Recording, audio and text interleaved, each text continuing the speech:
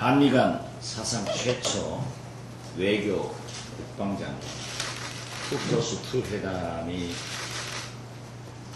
한미동맹을 더욱 공고히 하면서 끝났습니다. 우리 국민은 한미 안보동맹의 끊임을 세계에 과시하여 한반도에 대한 어떠한 평화 교란 행동 용인하지 않겠다는 점을 분명히 했고, 이 회담을 통해서 우리 국민은 안도감을 가졌다고 평가합니다. 그러나 아쉬운 점도 있습니다. 2+2 회담에서 한미동맹 강화와 남북 평화 확대라는 두 가지 큰 주제를 논의하면서 동시에 천안함 침몰 사건과 북한 핵폐기 문제를 분리 대응하는 투트랙 전략이 아마되기를 우리는 기대했습니다. 그러나 안보를 튼튼히 하면서도 한반도 긴장을 완화시키면서 평화를 확대하는 전략은 성공하지 않았나, 이런 아쉬움이 남습니다.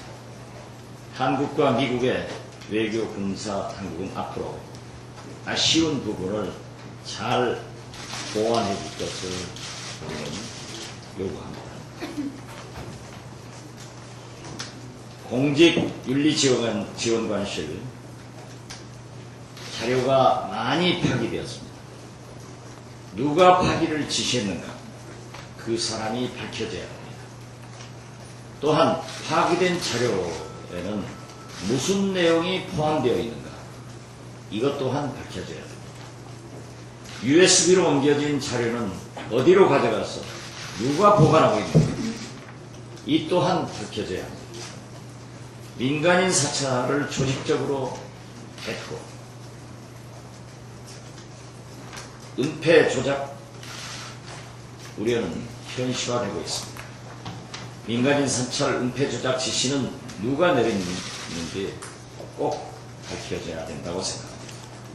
심지어 여당 중진 의원까지 사찰을 했다고 하면 과연 야당은 하지 않았을까?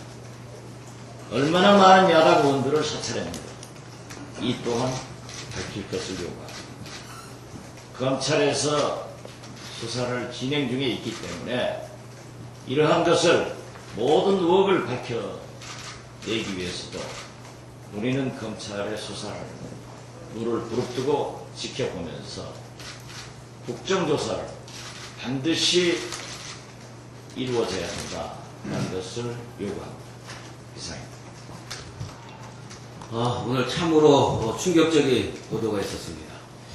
한마디로 공직윤리지원관실이 민간인은 물론이고 현역 여당 중진의원까지 전방위로 사찰했다. 그리고 조직적인 증거 인멸 사실이 사실상 포착되었다. 이렇게 보도가 있었습니다. 일개 지원관이 이 같은 일을 독자적으로 판단하고 저질렀을 것이라고 믿는 국민은 대한민국 천지에 단 한 사람도 없을 것입니다. 윗선은 누구인지, 비선 보고라인은 무엇인지, 사선 보고라인은 무엇인지 그 정체를 분명히 밝혀내서 이번에 무소불위의 권력을 오남용한 이 영포 게이트의 진상을 검찰은 철저하게 파헤쳐야 할 것이고, 국회도 이와 관련한 직무를 철저하게 수행해야 한다고 생각합니다. 언제부터 경제장관들이 정치인이 되었는지 묻지 않을 수 없습니다. 부동산 경기 활성화 대책을 마련한다고 그러면서 DTI 완화를 매우 체계적이고 의도적으로 변죽을 올리면서 DTI 완화를 사실상 추진을 했습니다. 그러나 어제 관계장관회의에서 시장 상황을 더 지켜보겠다면서 DTI 완화 등 부동산 경기 활성화 대책에 대한 결론을 못 내고 연기를 했다고 합니다. 이 연기라는 말이 매우 의미심장하다고 생각을 합니다. 여당 정책의장과 그리고 관계장관들의 맞장구와 변죽만 올린 채 끝날 일이었다면 아예 이야기를 꺼내지 말았어야 하는 거 아닙니까?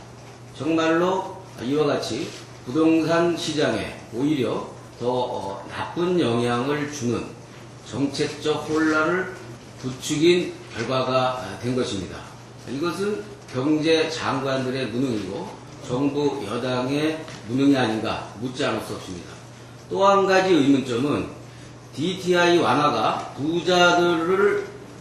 부자들에게 투기를 장려하는 정책이라는 비판과 비난을 받는 것이 두려워서 그 부담을 덜기 위해서 사실상 DTI 완화를 정부 내부에서는 방침을 정해놓고 7.28 재보선 이후 8월경에 DTI 완화를 하려고 하는 의도가 담긴 정치적인 결정은 아닌지 매우 의심스럽습니다. 어찌됐든 이렇든 저렇든 간에 이번 부동산 경기 활성화 대책을 둘러싼 정부 관계자들의 무능과 무책임은 마땅히 비판받아야 합니다. 오늘 언론학법 날치기 1주년입니다.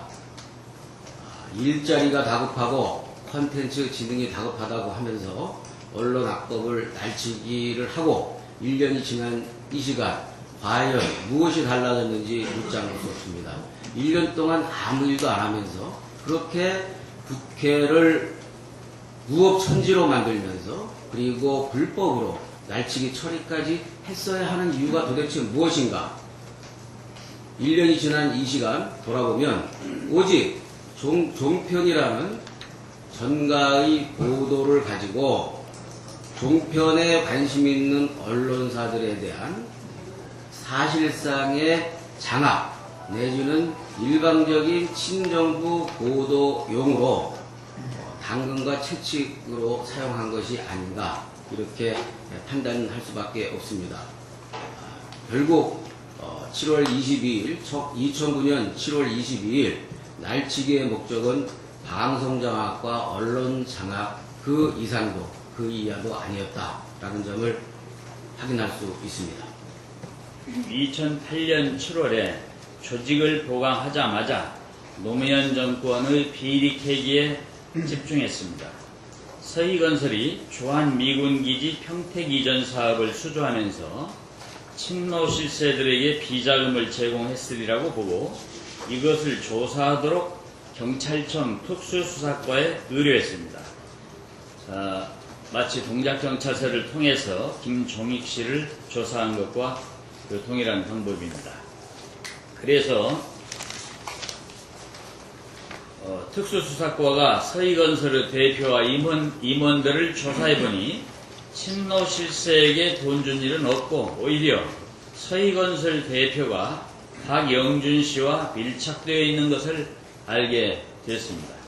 즉 2005년에 서희건설이 서울 시내 거대 규모의 교회 건설을 수주하면서 서울시로부터 형질 변경과 인허가 받는 일까지를 조건으로 하는 수주를 했는데 당시에 이명박 시장 밑에서 서울시 정무국장으로 재직 중이던 박영준 국장과 2005년에서 2006년에 걸쳐서 접촉하면서 양측이 특별한 관계라는 내사 결과를 특수수사과가 보고를 했습니다.